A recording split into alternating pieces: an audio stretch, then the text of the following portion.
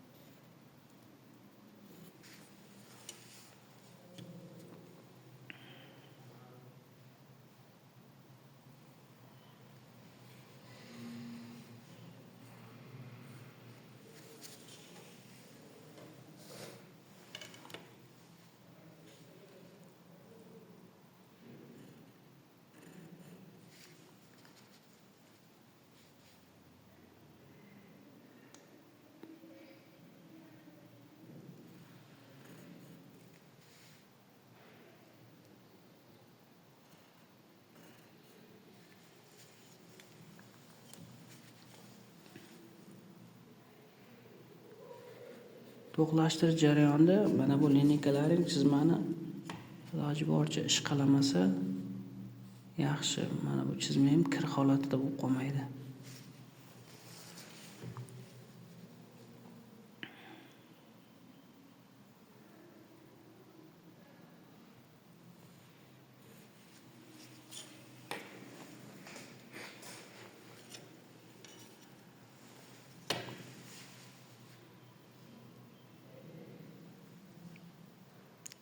Tepa qismi.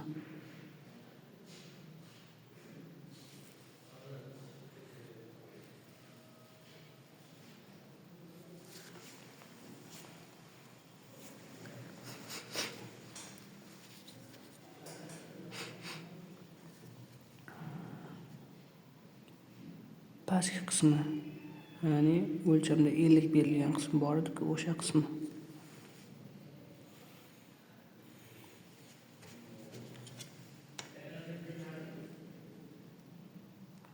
Ozgina o'tib ketgan ekan.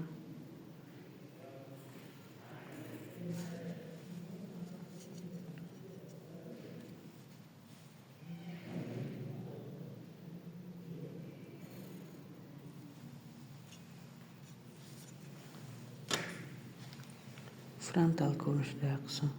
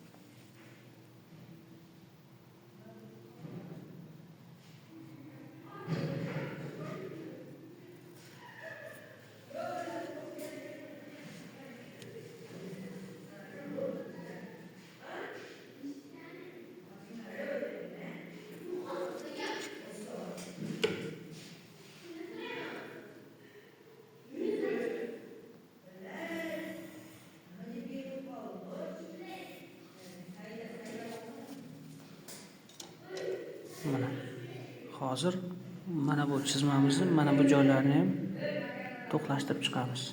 Asosiy joylarni.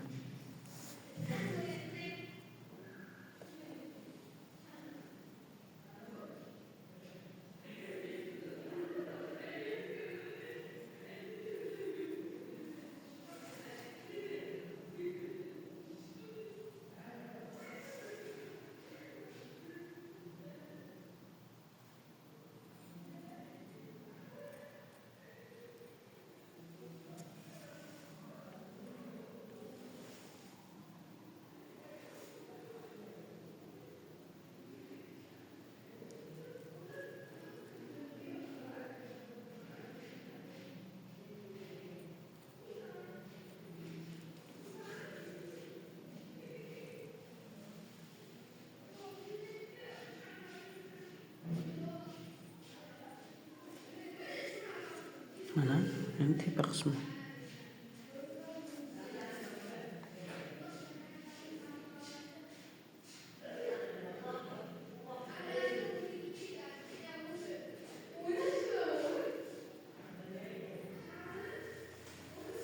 Mana chizmamizning to'liq aksinometriyasi xuddi shunday shaklda bo'ladi. Mana bu joylari o'chirib tashlansa ham bo'ladi, kerak emas. Hozircha. Ana endi buni to'liq qirqim holatidagini ko'rsatishim kerak sizlarga. Demak, qirqim detalni teng yarmidan hosil bo'lishi kerak. Shundaymi? Demak, mana bunday qilamiz. Mana bu qismidan olamiz. Mana bizda markazi bor. Detal teng 2 ga mana bu joygacha 2,5 sm. To'liq 50 edi, to'g'rimi? Mana. Va tepadagi belgilab olingan mana bu. Ya'ni mana bu chizig'imiz bo'yicha ham boya o'lchab olgandik, mana shu nuqta. Mana. To'g'rimi? Bizda bu nuqta bor ekan mana. Ana endi mana bu qismini ham olaylik. Mana bu nuqta ham bor ekan.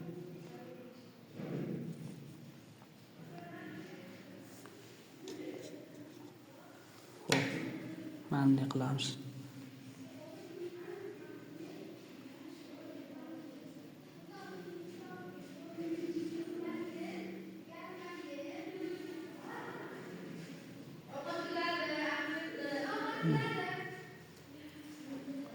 Detalni teng yarmidan hozir bo'lib olyapmiz mana. Va joydan pastga.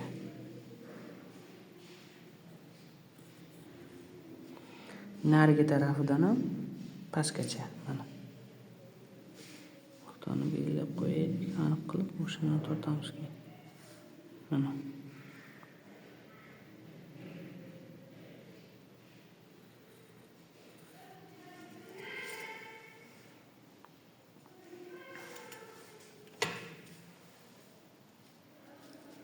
O'sha nuqtadan mana bu joygacha mana.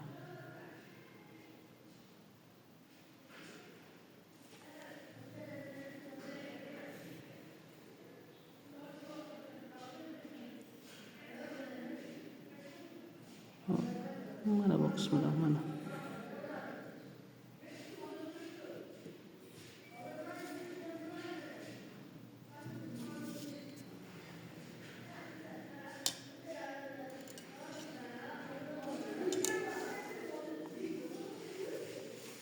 Endi mana bu qismidan hozir o'zida belgilangan o'lcham bor, bu tarafdan o'rishimiz kerak. Yordamchi chiziq, ya'ni yordamchi nuqta. Mana bu tarafga qo'yamiz. Chizib olamiz mana.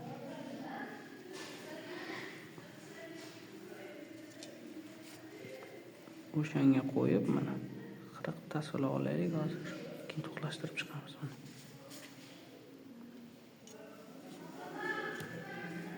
Detalni mana bu qismi endi. Mana aylanani boyagi belgilagan nuqtamizdan ham to'g'ri kelyapti, ko'ryapsizmi? Mana. Mana qo'yamiz lineykani, tortamiz. Endi bu tarafidan.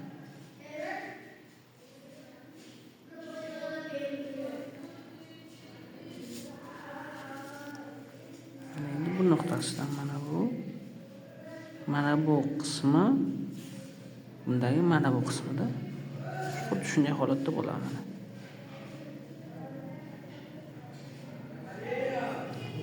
Qo'yib, mana tutashtirib qo'yamiz.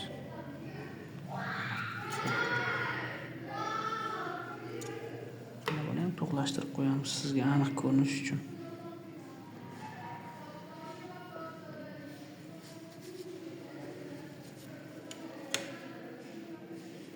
Xo'p. Mana bu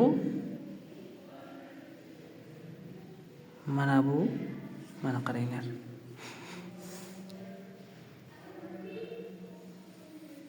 Aylana, to'g'rimi?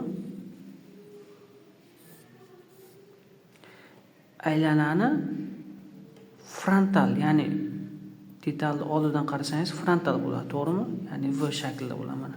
Detalni oldidan qaraganingizda V, ya'ni frontal bo'ladi oldidan qaraganingizda. O'shanda qarang, aylanani teng yarmi kesib tashlanyapti, to'g'rimi? Mana teng yarmi. Bu tarafi yo'q. Ya'ni sizga mana bu taraf keng ko'rinadi, to'g'rimi? Hozir biz mana shu holatni aksinometriyada ham ko'rsatishimiz kerak. Tushunarlimi? Uning uchun bizga qaysi holatda kerak bo'ladi? Mana aksinometriya, ya'ni chizmani qaysi qismlari qoladi desak to'g'ri bo'ladi. Chizmani mana bu boshda aksinometriya yasaganimizda mana bu nuqtalari va ikkinchi aylanamizdagi mana bu nuqta kerak bo'ladi. Tushunarlimi? Mana birinchidagi avvalimizdagi mana bu nuqta, keyin ikkinchi avvalimizdagi mana bu nuqta kerak bo'ladi. Ya'ni o'sha mana bu nuqtalar hisoblanadi. Tushunarlimi? Va mana bu nuqtalar. Mana bu tarafdagi. Mana bu tarafdagi mana. Bu tarafdan qarayapsiz, mana bu Y o'qi borib frontalga urilib. Ya'ni siz Y nuqtadan qaraganingizda sizga frontal ko'rinish hosil bo'ladi, to'g'rimi? O'shani mana tepadan qaraganingizda to'liq aylana bo'ladi-ku. O'shani teng yarmi mana bu qismidan va mana bu qismidan to'g'ri keladi. Tushunarlimi? Mana bu qismidan ya'ni. O'sha mana qarang, mana detalni pastki qismi bu. Mana bu aylana bo'ladigan bo'lsa, mana bu pastki qismi mana. Mana shu aylanaga borib, pastdagi aylanaga borib tutashgan nuqta. O'shanda nima qilamiz hozir? Mana bu nuqtaga tutashtirishimiz kerak. Mana hozir lineykani qo'yaman. Mana bizdan tayyor nuqtalar hosil bo'lgan, o'shalarni tutashtirib chiqamiz, bo'ldi. Mana qarang, mana bu birinchida chizib olgan izometriya o'qlaringizga parallel holatda bo'lishi kerak. Qiyshayib ketmasligi kerak. Mana ko'rdingizmi?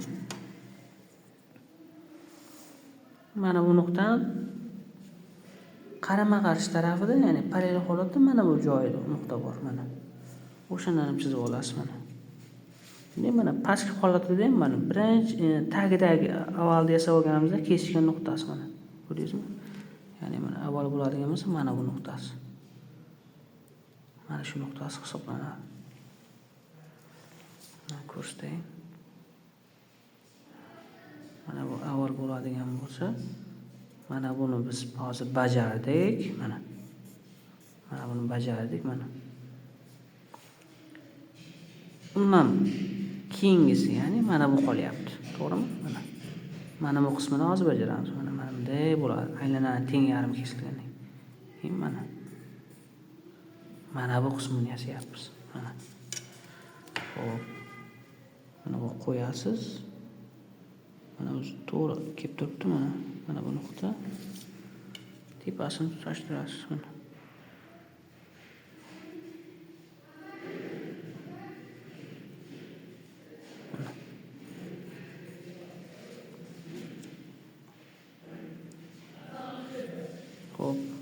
mana bu nuqtani avvalgi ismol shaklida to'liq mana bu yerda tugatib qo'yamiz. Mana. Ko'rdingizmi? Ko'rinyaptimi? Ozgina xiralashibdi mana. Mana bu qismi. Hozir endi ko'rsataman. Mana bu qismi to'liq bajarildi. Ya'ni demoqchi bo'lganim detalni birinchi, ya'ni videoni qaytarib ko'rishingiz ham mumkin. Umumiy ko'rinishini birinchi chizib oldik, mana to'qlashtirib. Ana endi qirqim holatini sizlarga alohida qilib ko'rsatyapman. Tushunarlimi? Mana bu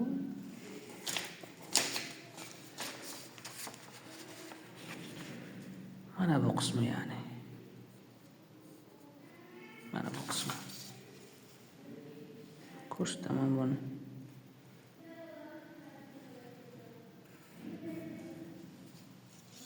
Xo'p, mana bizda to'liq qirqimi bajarildi desak ham bo'ladi. Tushunarlimi?